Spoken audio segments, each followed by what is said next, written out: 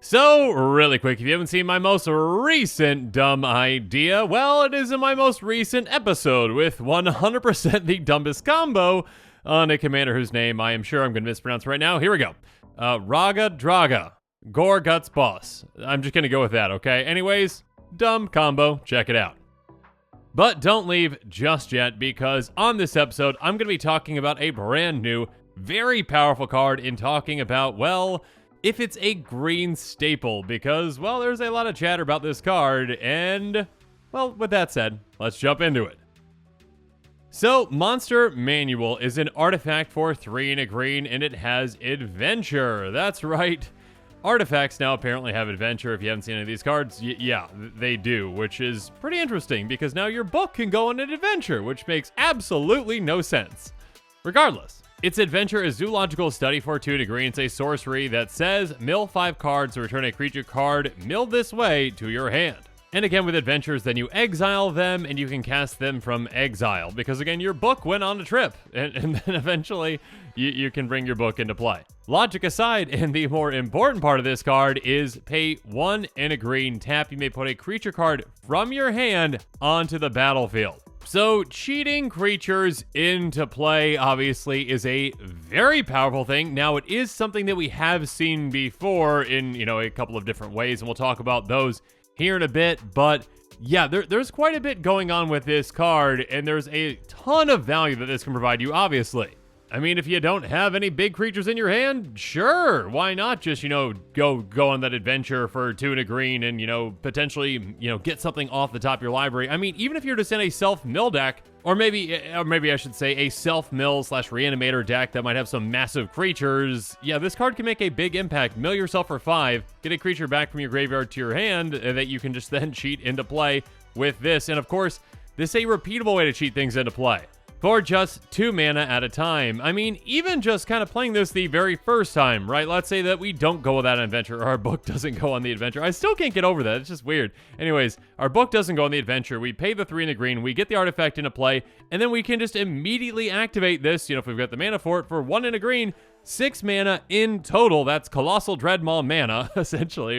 4 green, essentially, right? And yeah, we could cheat in Colossal Dreadmaw, essentially for the exact same amount, but more importantly, obviously, if we're cheating in any creature that has a mana value of 7 or greater, we are saving mana just then and there. Right then and there, we have saved mana. Instead of just casting that creature, we're just saying, okay, let's get this out, let's activate it. Cool, we save mana right then and there. Also, obviously, if an opponent doesn't counter this, which, they probably should, if they don't do that, and they're not going to be able to deal with it, well, they can't counter our creatures when we're just cheating them into play with this, unless you've got a way to counter an activated ability, essentially. So yeah, this is a very powerful effect that can save us a ton of mana throughout the game. And of course, again, there are ways to untap artifacts. We'll talk about that here in a bit, but yeah, you could get this effect, or this ability more than once in a turn and be able to cheat in multiple things. Yeah, this card is very, very good. Now, again, there are discussions out there on how good this card exactly is on, is it a staple? I mean, I don't think so, simply because of the fact that, not every green deck, many green decks out there obviously have a good amount of large creatures, but not every deck does, that might be kind of a cop-out on the actual question.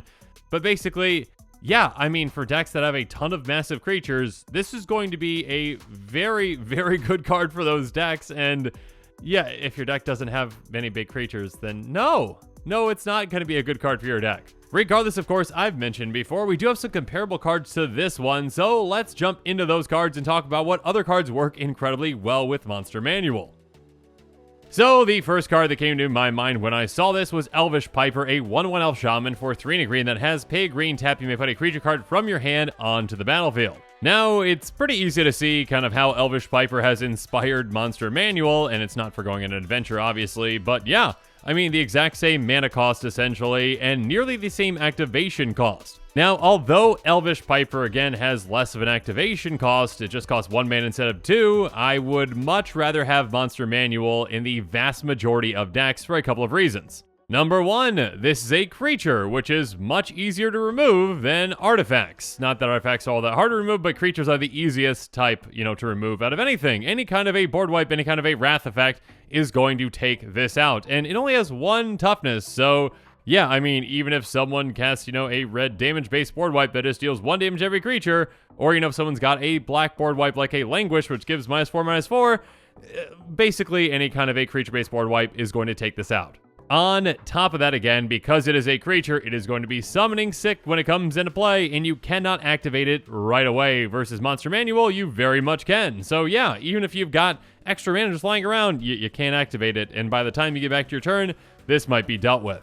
And of course, just on top of that too, this doesn't have the additional flexibility of being able to go on an adventure for just some additional value as well. So there's that. And of course, a very comparable card to this one that we got at the end of last year is Halpak Piper. It's a 2/2 human werewolf, so slightly larger. That costs 3 and a green, so same cost. And it has this spell can't be countered, which is nice. By paying 1 and a green, we can tap and put a creature card from our hand on the battlefield. If it's a wolf or werewolf, we untap Halpak Piper, activating as a sorcery. So yeah, we're probably not going to be cheating in, werewolves and wolves most of the time. You never know. Obviously, for a wolf or werewolf deck, yeah.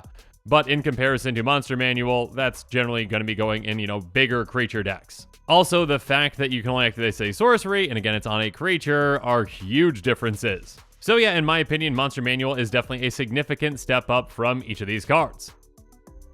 Next up, a somewhat comparable card is going to be Sneak Attack. Now, I will say that, Monster Manual, in my opinion, is nowhere near the level of Sneak Attack. This card is, well, pretty absurd for a reason. It's an enchantment for 3 and a red, so, the exact same converted mana cost, but, get an enchantment versus an artifact, so it is going to be harder to deal with in general than artifacts, but it also has pay a red. You may put a creature card from your hand onto the battlefield. That creature gains haste, sacrifice a creature at the beginning of the next end step. So this one you can activate as many times as you want, for as much red mana as you have and as many creatures in your hand. It does not have to tap, like Monster Manual does. Now, there is a technical downside, where you have to sacrifice the creature at the beginning of the next end step, but of course that can actually be an upside if you've got ways to benefit from that creature leaving the battlefield, and of course, also, again, this creature gets haste, so you can swing with it right away. So yeah, Sneak Attack is a pretty perfect, name for this card, and there's a reason why it's very expensive. Now, obviously, Monster Manual has, some benefits and some upsides in comparison to Sneak Attack. You get to keep that creature around permanently. You're only going to be getting, most likely 1 creature from your hand in a turn. It doesn't get haste, but again, you get to keep it around. And also, Sneak Attack can't go on an adventure, which, would be really weird because it's an enchantment. But, I mean, we've got artifacts going on, adventures now, so why not?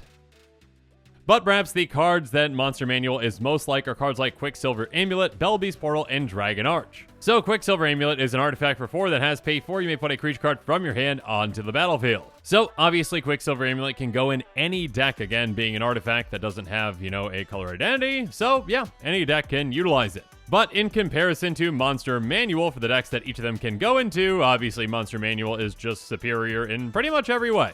Instead of paying 4 to put a creature card from your hand onto the battlefield, which is still going to be a nice savings for a lot of creature cards out there, paying 2 is obviously half that and much nicer. On top of that, of course, again, like I mentioned, I should probably stop mentioning this, these can't go on adventures because apparently they just aren't, the adventuring type. Regardless, Belbeast Portal is another example of this type of effect. A 5-mana artifact. When it comes to play, choose a creature type, and by paying 3, you can tap to put a creature card of the chosen type from your hand into play. Obviously, this one is a lot more specific than Monster Manual, not being able to get any creature from your hand into play, but just specific creatures, and of course, on top of that, it's going to cost 1 more to do so, both in the cost of the actual card and in the activation as well. And then Dragon Arch is also specific, an artifact that costs 5, pay 2, and tap put a multicolored creature card from your hand into play. So yeah, Monster Manual in comparison to all these, obviously, if, green's not your color identity, yeah, you can't use it. But if you can, then it's going to be the best out of any of these type of cards. Again, either the activations cost more, like Quicksilver Amulet, or they're more specific, again, like Dragon Arch, and again, the actual cost of the card costs a bit more as well.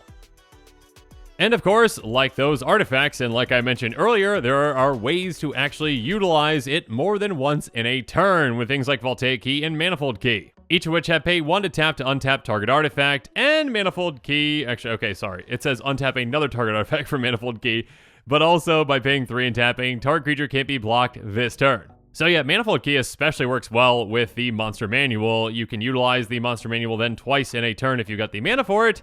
And of course, on top of that, when you've got those giant monsters in play, you can pay to actually make one of them unblockable. And yeah, there are some very deadly things that you can do with this, obviously. Ironically, a card that I talked about on my first episode today is now, of course, coming up in my last episode for the day, or at least I assume it's going to be my last episode. It's getting kind of late. Anyways, Blightsteel Colossus. It's an 11/11 trampling, infect, indestructible golem that costs 12 mana. But what's that? Oh, it doesn't cost 12 mana because I've got a Monster Manual in play, so I'm going to pay 1 in a green and tap that and put my Blightsteel Colossus directly into play. So you just saved yourself 10 mana for doing that. Yeah, I mean, you can cheat in some massive things, obviously, with this new card. And also keep in mind, again, that, Blightsteel Colossus and a lot of other these massive creatures obviously don't have flash, but you can utilize Monster Manual at instant speed. So, yeah, right before your turn, pay 1 in a green, tap, put that Blightsteel Colossus directly into play and surprise your opponents out of nowhere with this incredibly deadly card. Or, get an Eldrazi into play like It That Betrays, which also costs 12 mana, and 11/11 with Annihilator 2. Whenever an opponent sacrifices a non-token permanent, put that card on the battlefield under your control. Yeah, quite deadly. Or how about a Praetor, like Jin Gataxias Core Augur, a 5/4 Praetor, actually I believe it's a Phyrexian Praetor now, with Flash. At the beginning of your end step, draw 7 cards. Each opponent's maximum hand size is reduced by 7. So yeah, would normally be 10 mana, but now just 2. Or how about an 11 mana worm? That's right, Worldspine Worm, a 15/15 trampling worm, and when it dies, you get 3 5/5 worms to trample. And yeah, I mean, you can just cheat in absolutely massive things out of nowhere and take over the game very easily with Monster Manual. And of course, make sure you're considering, how it works with ETBs as well, like, Craterhoof Behemoth. Cool, we can cheat Craterhoof Behemoth in play, before combat, obviously, if we want to, because it has haste so we can attack with it. Or, we can swing out and then we can actually just cheat it into play, during combat when, blockers are declared so that we can just surprise our opponents out of nowhere and take out all their creatures if we actually want to trick them into blocking. I mean, again, Craterhoof Behemoth has when it enters battlefield, creatures you control gain trample, get +X/+X until end turn with X the number of creatures you control. Or how about, cheating in Terastodon? Again, Terastodon and all these creatures I mentioned so far don't have flash, so you can't just utilize them at instant speed. With Monster Manual, you can to take out some permanents. When it enters the battlefield, you can destroy up to 3 target non-creature permanents. For each permanent put into a graveyard this way, its controller creates a 3/3 green elephant creature token. And yeah, it's a massive 9/9 on top of that. So yeah, for 2 mana, you're getting a removal spell essentially and a giant blocker / attacker on your turn. One more thing to keep in mind, though, is that by cheating a creature into play this way, you can get around additional costs to cast, like on Surtland Elementalist, for example. It's an 8/8 that costs 5 blue, but as additional cost to cast this spell, you reveal a giant from your hand, or you pay 2. And of course, it has the fantastic effect that when it attacks, you may cast an instant sorcery spell from your hand without paying its mana cost, so yeah, that's a big effect. So normally this would cost most decks, to cast, 9 mana essentially, because, most players aren't running, additional giants for the most part. That being said, again, by just cheating it into play with your Monster Manual, you get around that. You're not casting it, you're just getting it right into play with that ability. So yeah, have fun.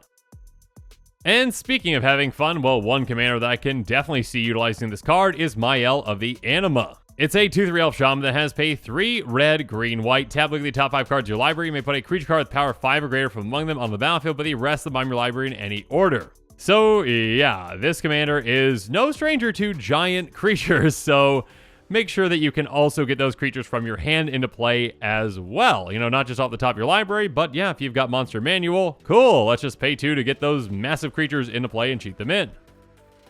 And of course, the list can just go on and on and on. Hey, does your deck have a ton of, massive creatures? And are you in green? Awesome, you might want to consider Monster Manual, the book that can go on adventures. But yeah, Samut, the Voice of Dissent, is another example of a commander that has a lot of potential with a lot of massive creatures. She's a 3/4 human warrior with flash, double strike, vigilance, and haste, and says other creatures you control have haste, and by paying white you can tap to untap another target creature. So yeah, in combination with Monster Manual, this can be incredibly deadly. Again, Samut gives your creatures haste, so yeah, just sneak in a creature essentially, even on your turn, right before you go to combat, and have fun swinging away at that Blightsteel Colossus. Good luck, opponents!